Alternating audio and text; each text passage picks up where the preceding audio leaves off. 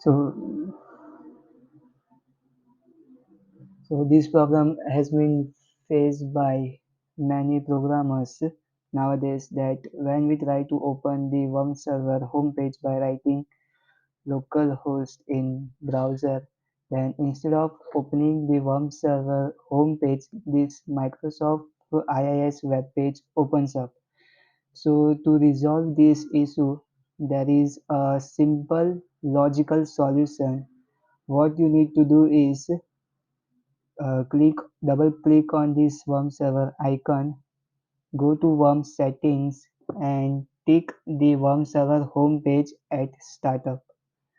So what will happen with this is, so wait for the worm server to update the settings.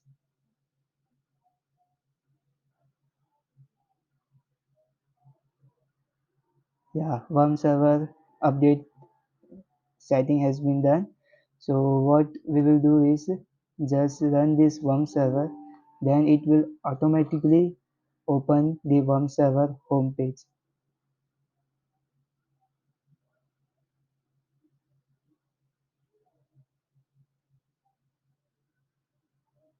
Wait for the worm server to execute its operation.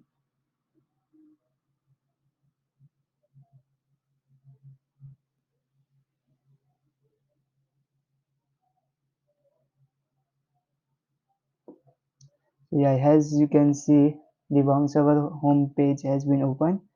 Now to open our project, what we need to do is just simply copy this address and paste it in the new tab and go back to that home page and copy your project name. In my case, it's Student Result Management System, and paste that project name and hit enter. And over here, execute the programs. So as you can see, my project has been opened. So about this project, I will be explaining you in the next video.